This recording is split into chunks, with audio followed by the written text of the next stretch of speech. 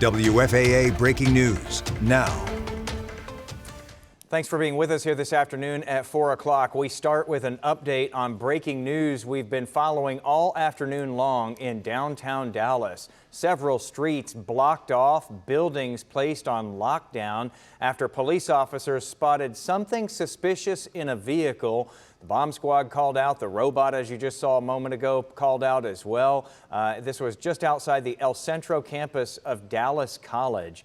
Joining me here at the desk this afternoon, Jason Whiteley, with more on this breaking situation that we've been following all day. What can you tell us right now, Jason? Jason, not really sure how much work actually got done in downtown Dallas today. A huge portion of downtown Dallas was essentially closed while police investigated this. People couldn't go on the streets. Traffic was closed. Even Dart service was closed as well. But let's start with the map here to give you your bearings about where we are talking about here. This happened at the corner of Elm and Lamar, and this is the intersection with the Bank of America building, the tall green one, the tallest one in downtown Dallas, plus Dallas College's El Centro campus right across the street. Police cordoned off blocks in every direction, though, including the DART tracks, the West Transfer Station, the West End Station.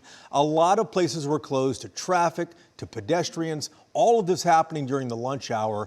They even suspended that DART rail service nearby and the buses nearby, as we mentioned. Now let's go to the video here. Dallas police officers working downtown, they noticed that black Chevy Tahoe we saw a moment ago. It was parked in the crosswalk outside the college campus.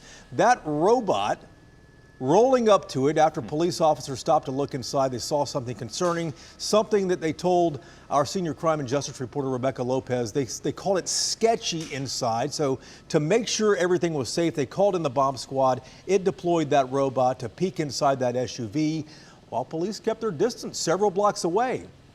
At one point, the robot was withdrawn and police sent in that bomb tech there wearing a heavy protective suit. We watched as the bomb tech checked the vehicle, started opening the doors, but either could not or decided not to open that rear hatch for whatever reason.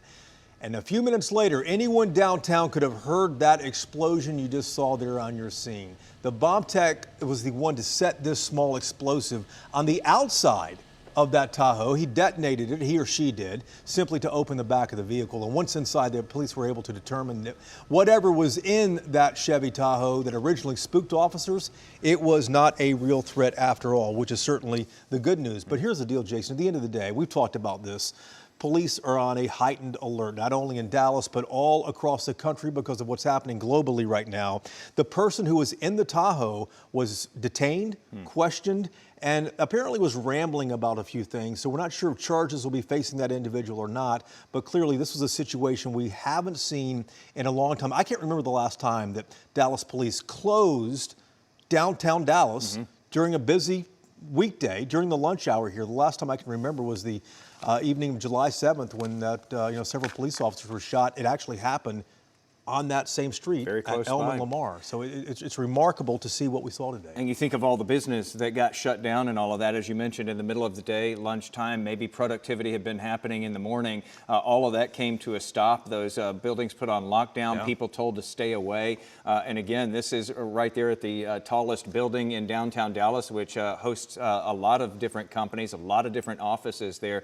So you can just imagine the disruption to work and to business that happened today because of this. For several hours. And you know that people in those tall buildings all around it were no doubt watching out the window as Dallas police deployed the robot, deployed the guys in protective suits. It was a scene of drama. Fortunately, it turned out fine. There was nothing to it, but it just reiterates that police are on heightened alert right now with what is happening.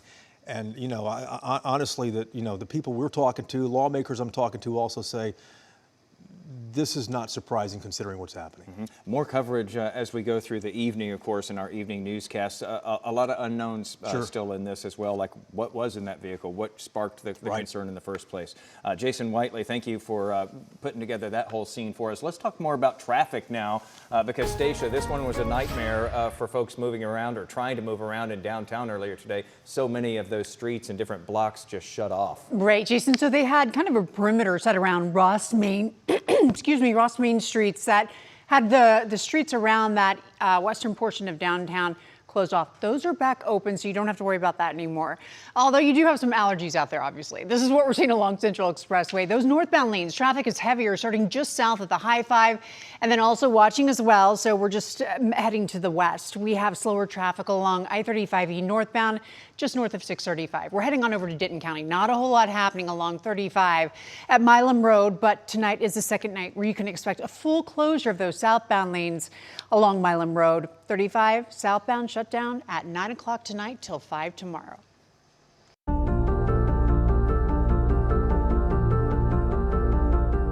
Is this your final decision as that you wish to plead guilty in the presence of the jury? Yes, sir, Your Honor. That was a surprise today in the trial of a former FedEx driver accused of kidnapping and strangling little 7-year-old Athena Strand. Tanner Horner pleading guilty as the trial was just getting underway. Scoop Jefferson is with us now with what comes next here after a huge day in court there with that big surprise earlier today, Scoop.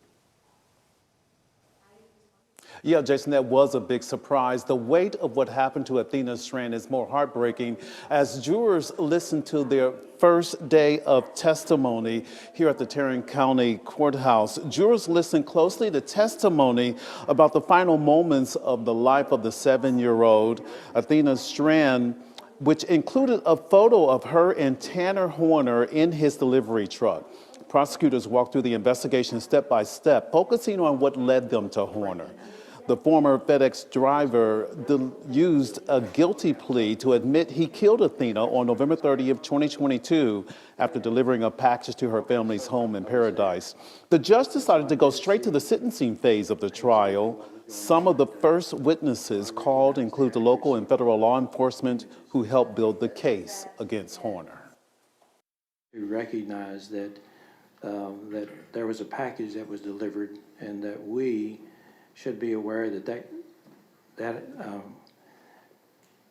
driver pulled in there about the same time that she went missing.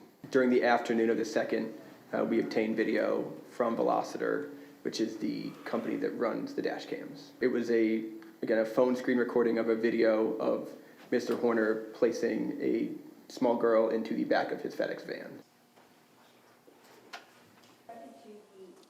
During court, Tanner Horner showed little to no emotion, only dropping his head when some of the evidence photos were shown to the jury. His attorneys blamed Tanner's autism diagnosis that led him to commit this heinous crime, hoping the jury will spare him the death penalty and sentence him to life in prison. When testimony continues tomorrow, it will be a much tougher day in court because jurors will start watching videos connected to this case. The judge has set aside 3 weeks for the sentencing phase. Jason, back to you. All right, Scoop, thank you for bringing us up to speed there. Ahead of today's trial, we spoke with Athena's mother about the pursuit for justice here. You can watch the entire extended interview on our free streaming app, WFAA+. We will also be streaming our live coverage of the punishment phase of this trial from beginning to end. Download WFAA+ to your TV to start watching that.